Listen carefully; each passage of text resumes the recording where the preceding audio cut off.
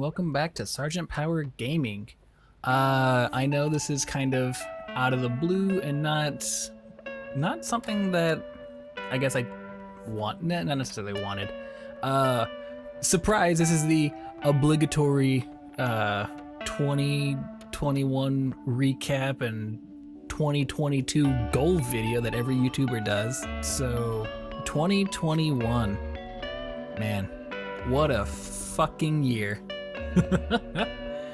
I mean, still a pandemic year, but I at least channel-wise kept it pretty busy.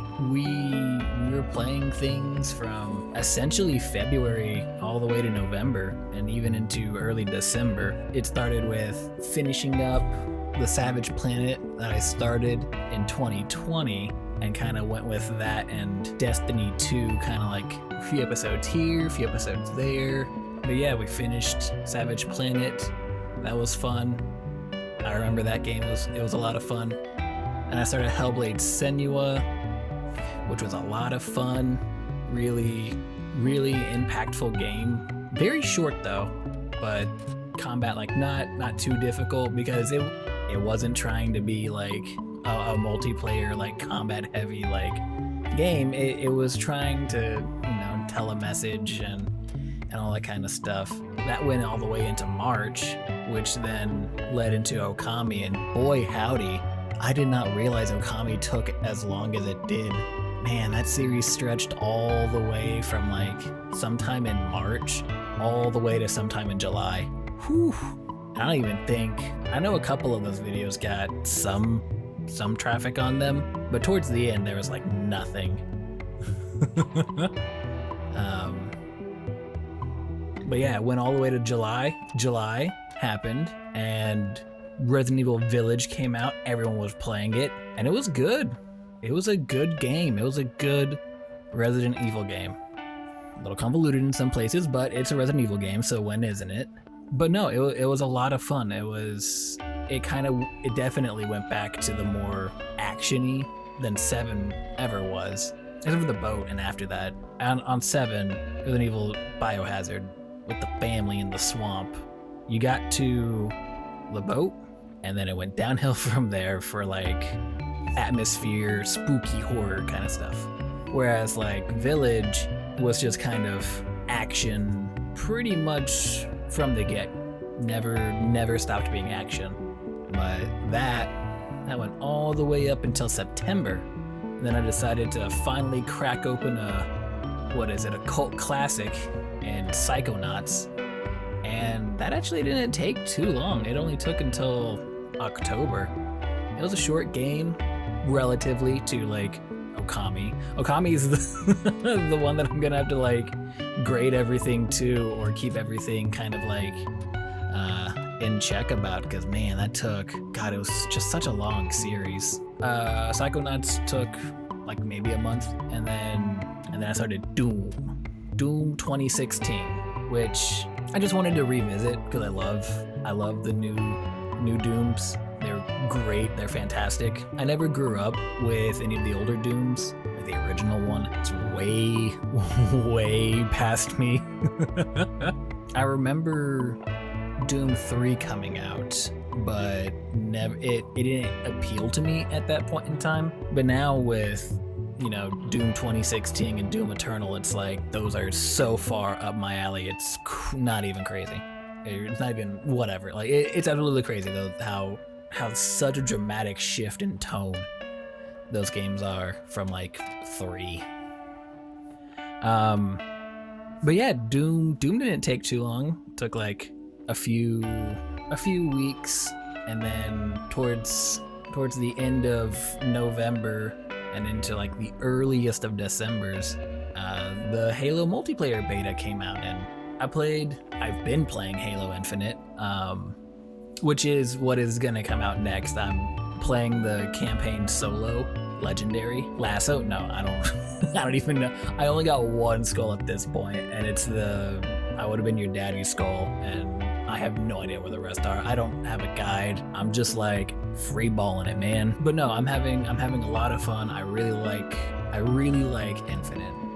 It's a little loose with what is it, with the previous like Halo 5 story and lore and all that kind of stuff, because it immediately just gets rid of all of that, or just like, yep, that happened off screen.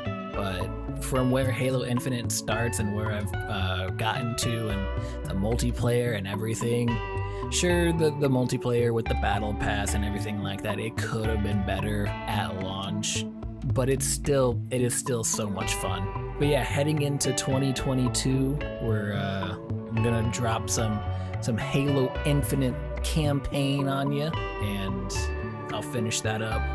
I've been playing the multiplayer. I mean, what you're seeing now is clearly me at my current level right now. It's been a wild ride, and I mean that's just for the channel, you know. 2021, for as shitty as it has or was, personally, it kind of had some good moments too. Like, obviously, you can't not say 2021 and not have some mention of the pandemic, you know, continuing, and people just either acknowledging, not acknowledging, whatever they want to do, and you know, people do what they want to do. Again, as shitty as it was, there were some good times for me. Like, I know everyone, I even had to go through this, the whole chip shortage, you know, it really hurt a lot of these, you know, devices. Like the thing that I'm playing this, you know, Halo Infinite on, I had to wait and bide my time and eventually strike when the iron was hot, and got lucky and got my Xbox, and I got upgrades for the CPU on my computer, and more recently I got a PlayStation 5, and that took forever. That one took so much longer than either of them. But it's also, you know, just patience, timing, and just being okay that you're not going to, you know, get it the first time, you know?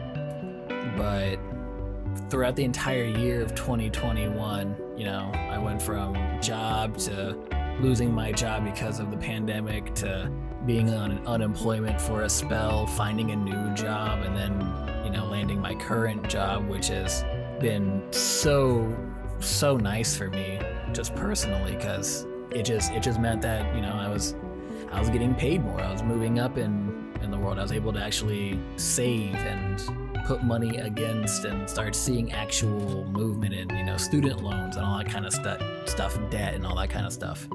So it's been great that, you know, unbeknownst to me, within this shitty year, that, you know, had some good times. But again, it's not like everything was great, you know.